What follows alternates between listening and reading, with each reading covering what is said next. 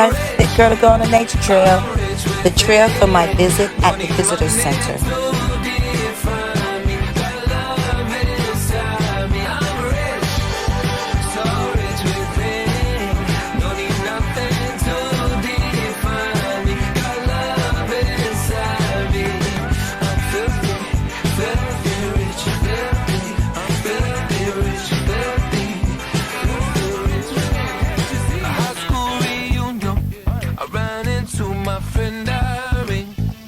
She said, I heard you got a house up on the hills of Beverly.